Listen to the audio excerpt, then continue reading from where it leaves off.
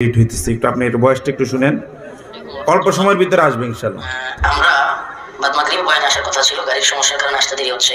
ইনশাআল্লাহ আশা করি 7টার মধ্যে থাকতে পারবো ইনশাআল্লাহ, অথবা 7:30টায় ইনশাআল্লাহ এসে নামাজের পরে আলোচনা করতে পারবো। আসসালামু আলাইকুম।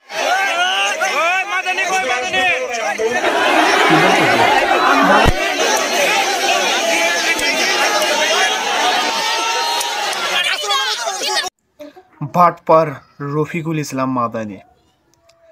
একটা সভায় আসার কথা ছিল সকাল 11টায়, সেটা বেজে গেল রাত 7টা।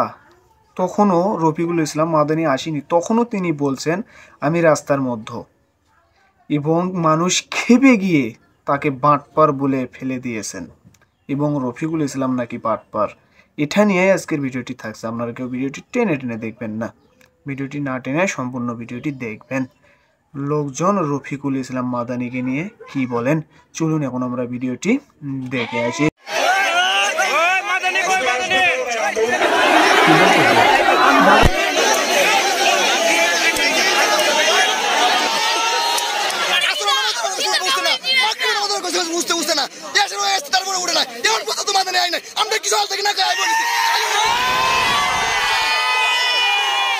কথার জন্য ওয়াজ করাই নাই, আর এমনও না যে আমরা তাকে দাওয়াত দেই নাই। রফিকুল ইসলাম মাদানী উনার অপেক্ষা আমরা সারাদিন ছিলাম, কিন্তু উনা এই পর্যন্ত এখন রাত্রের 7:30 বাজে এরপরও তিনি রাস্তায় আছেন সারাদিন। আমরা শুনছি যে 11টায় উনার বয়ান, আমি সকালে 11টা থেকে এখানে বসা। একটু আপনি এর বয়সটা একটু শুনেন, অল্প সময়ের ভিতরে আসবে ইনশাআল্লাহ। আমরা বাদ মাগরিব বয়ান আসার কথা ছিল, গাড়ির সমস্যার কারণে আসতে দেরি হচ্ছে। ইনশাআল্লাহ আশা করি 7টার মধ্যে থাকতে পারবো ইনশাআল্লাহ, অথবা 7:30টায় ইনশাআল্লাহ এসে নামাজের পরে আলোচনা করতে পারবো। আসসালামু আলাইকুম। কণ্ঠটা বুঝছেন তো? উনি কে?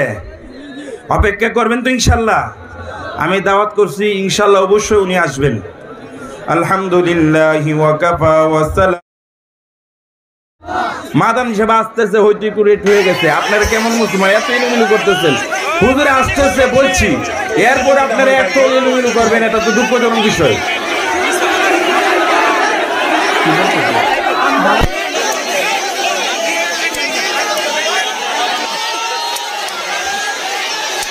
ভাই পাবেন না ভাই, আমরা হল হলা না করে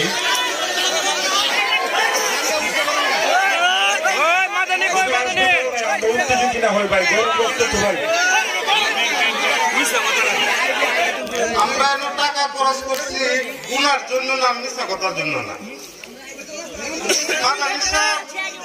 এখন পর্যন্ত আমাদেরকে বলতেছে আমি রাস্তায়।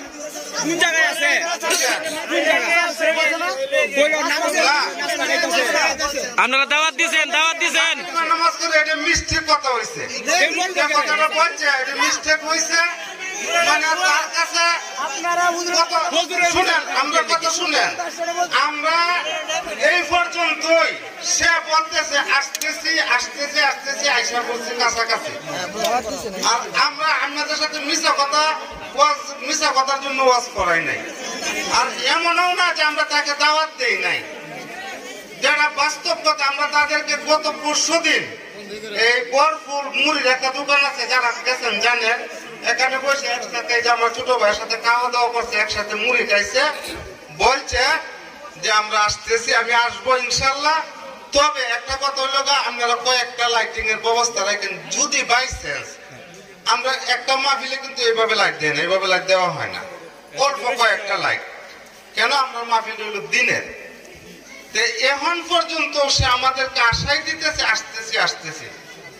আমরা ঘটনার জায়গায় যদি আপনারা যা করেন তাই করতে পারবেন, অপমান করতে পারবেন, অপদস্থ করতে পারবেন, এটা আপনাদের হাতে। কিন্তু আমরা লাঞ্ছিত অপমানিত হওয়ার জন্য কিন্তু মাহফিল করি নাই। আর যে মাদানী সাহেবের বাড়িতেও আমরা কেউ না, আমাদের আওতার ভিতরেও না। সে আসবে বলছে বিদায় আমরা আপনাদেরকে এই পর্যন্ত অপেক্ষা করাইতেছি, এখনো অপেক্ষাই করাইতেছি। আমরা যদি আপনারা বলে দিই যে উনি আসবে না, আপনারা হয়তো আপনারা বকবেন, গালিগালাজ করবেন, করে যাইবেন গা,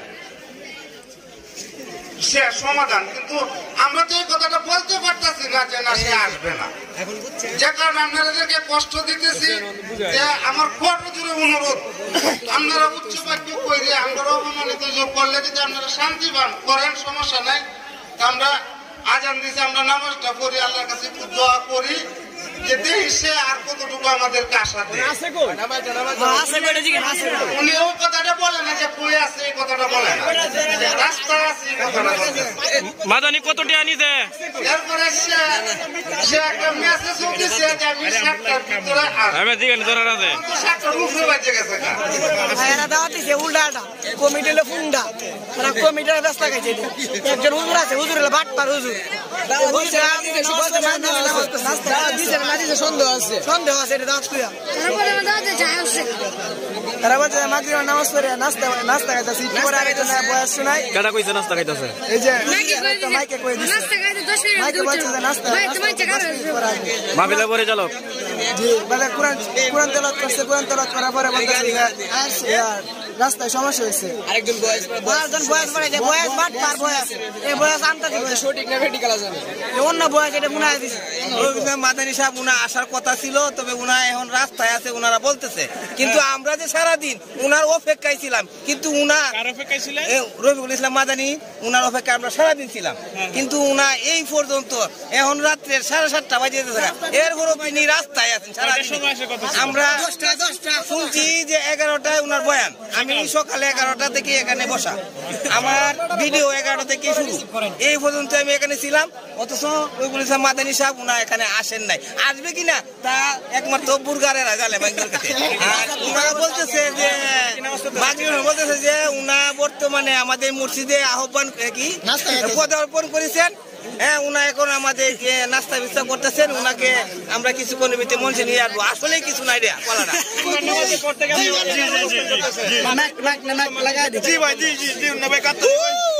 মাহফিল করতে বললি বলছে এই বিষয়ে। জি ভাই, না কায় ভাই, জি ভাই, জি ভাই, জি। আচ্ছা, উনা কি জায়গা থেকে আসেন আপনি?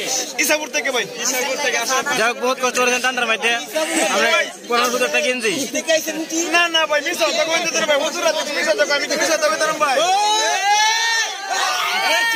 কমিটিরা বাটপার এই কমিটি কি বলছে যে 5 মিনিটের জন্য মানে নাস্তা পানি করতেছে, কিছুক্ষণ পরে আয় উঠবো ভাই। হ্যাঁ, মাইকে এরকম ঘোষণা দেওয়া হয়েছে যে নাস্তা পানি করতেছে, কিছুক্ষণের মধ্যে এসে হাজির হইব। তখন এখন আবার নতুন বক্তব্য শুনতেছি আমরা। ওখানে আর আসবে না, স্টিক হয়ে গেছে। না না, আসবে না, আসবে না। বুরগাঁও একটি মহিলা মাদ্রাসার উদ্যোগে এবং গ্রামবাসীর উদ্যোগে এই মাহফিলটা আয়োজন করা হয়েছিল, যেখানে রফিকুল ইসলাম মাদানী সাহেব আসার কথা এই জুম্মার নামাজের পরে। রফিকুল ইসলাম মাদানী সাহেব আসতে পারে না। এটা কতটুকু সত্য, এটা মাহফিল কর্তৃপক্ষই জানে যে ওনাকে আসলে দাওয়াত দেওয়া হয়েছিল কিনা।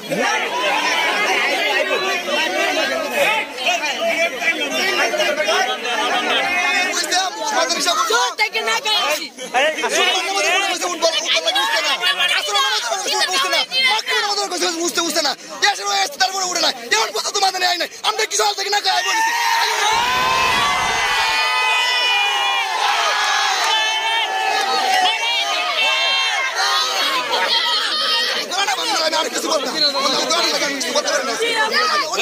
মাদানী কি কারণ আসতে পারে না, কি কারণে, কি জন্য?